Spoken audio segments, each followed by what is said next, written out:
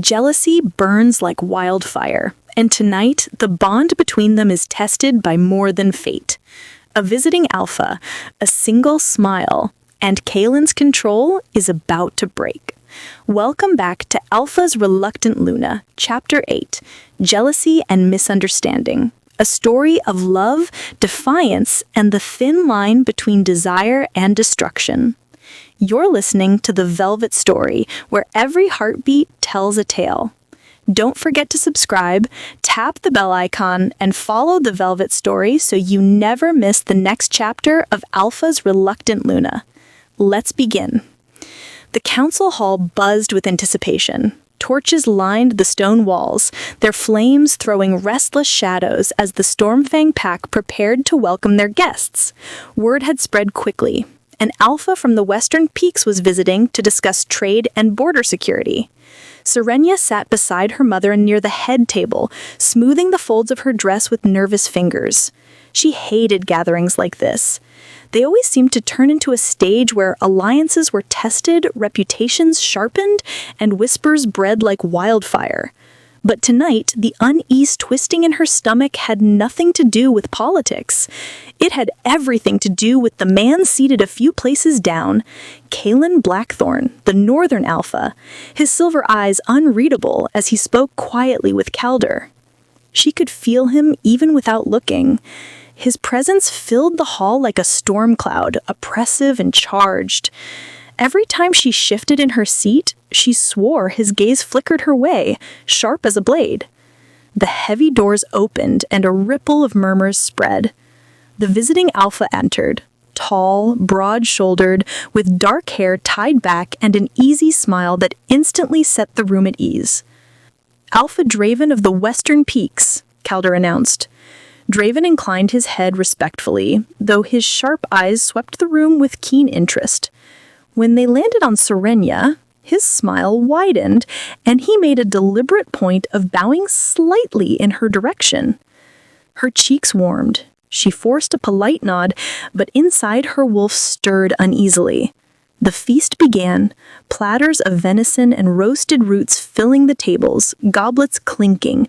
Conversation flowed easily as Draven charmed the Stormfang elders with tales of his mountains, of battles won and peace maintained. He laughed often, his voice rich and warm.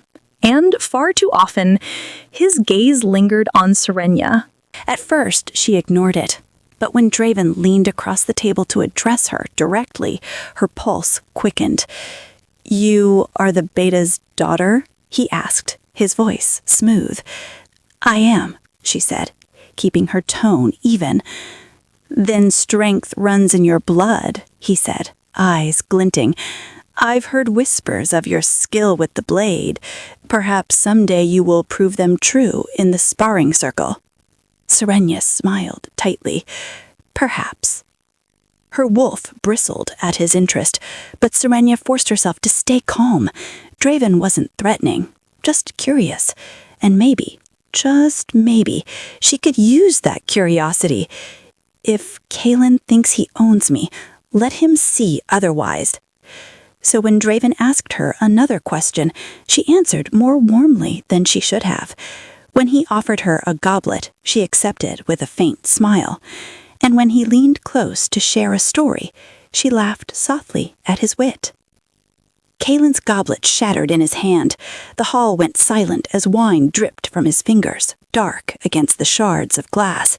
His silver eyes burned as they locked on Draven, then shifted to Serenya. Her breath caught. Kaelen rose slowly, deliberately, the sheer force of his presence pressing down on the hall. Wolves lowered their gazes instinctively, the air thick with tension. But Kaelen said nothing. He merely turned and strode from the hall, his cloak snapping behind him like the crack of a whip. Serenya's chest twisted painfully. She wanted to run after him, but she didn't. Instead, she forced herself to sit tall, to sip calmly from her goblet, though her hands shook. Draven arched a brow, clearly intrigued by the storm that had just passed through. "Your alpha doesn't seem fond of me," he remarked lightly. Serenya forced a smile. He isn't fond of anyone. But her heart pounded and her wolf whined in dismay. Later that night, as the hall emptied and laughter faded, Serenya slipped away into the cool night air. The moon was high, casting silver across the courtyard. She didn't need to search for him. He was already there. Kaelen stood near the training circle, his back to her, his fists clenched at his sides. His aura was raw, untamed, spilling across the stones like a tide of fury barely leashed. "Kaelen," she whispered. He turned sharply. His eyes glowed like molten silver, and his voice was rough, unsteady. "Do you enjoy torturing me?" Serenya froze. "What?" Laughing with him, smiling at him, his voice broke into a growl. "Do you know what it does to me, Serenya? Do you know what it takes for me not to tear him apart where he stood?" Her breath hitched, but she forced defiance into her tone. "You have no right to feel that way. You're not my mate." The words cut both of them. Kaelen staggered as though struck, his jaw tightening. His voice was low, dangerous. "Say that again. Look me in the eye and tell me you feel nothing when I touch you. That your wolf doesn't scream for mine. That your body doesn't burn every time I draw near." Serenya's lips trembled. She wanted to deny it. She wanted to throw his words back at him, but her silence betrayed her. Kaelen stepped closer, fury and desperation etched into every line of him. "You are mine, Serenya, and if I have to fight every outfit in the realms to prove it, I will." Serenya's heart hammered so violently she thought it might burst through her chest. His words, raw, possessive, burning, wrapped around her like chains she both hated and craved. "You don't get to claim me like some prize," she snapped, though her voice trembled. "I am not yours to own, Kaelen." His jaw flexed, his chest heaving as if holding back a roar. "I don't want to own you. I want what's mine by fate, what we are." "No." She stepped back, shaking her head, fingers digging into her arms. "What you want is control. You want obedience, submission. You think because you're alpha, I'll just kneel and—" He moved so fast, she barely registered it. One moment across the training circle, the next looming over her, his hands braced against the wall behind her, caging her in. "Don't," he said, voice low and trembling, "ever think I want your obedience. I want your fire, Serenya.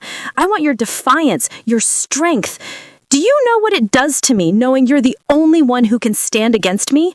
Her breath caught. His face was inches from hers, his silver eyes burning with torment and desire.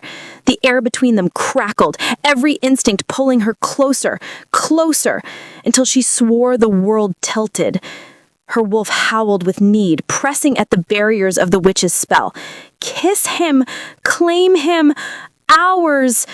Serenya's lips parted, her chest rising against him. For a heartbeat, she nearly surrendered, nearly let herself fall into the heat of him, the inevitability of their bond. But then the spell flared again, sharp and punishing. Pain lanced through her wrist, snapping her back. She shoved at his chest. "Stop it! Stop making this harder!" Kaelen froze, his hands flexing at his sides. "Harder? You think this is easy for me? You think I don't wake every night fighting the urge to storm your chambers and—" He cut himself off, growling, dragging both hands through his hair as though he might tear it out. Serenya's throat tightened. She had never seen him like this, the mighty alpha, feared across the north, unraveling before her eyes. "You've ignored every woman who ever wanted you," she whispered, her voice shaking. "Why me?" His gaze snapped to hers, searing, "Because you are the only one who matters." The words sliced straight through her, stealing her breath. For one terrifying, beautiful moment, she believed him. And that was why she had to run. If she stayed, she would shatter the promise she had made to herself, to her family, to choose freely, not to be chained by fate's will. "I can't," she whispered, tears burning her eyes. "I can't be what you want." His face twisted in anguish. "Serenya—" But she was already gone, her skirts whipping as she fled into the night. Kaelen stood frozen in the circle, the scent of her tears still in the air, his chest aching as though someone had driven claws straight into his ribs. He wanted to chase her, to throw her over his shoulder, carry her to his chambers, and never let her go. His wolf clawed at his insides, demanding action, demanding their mate. But he stayed.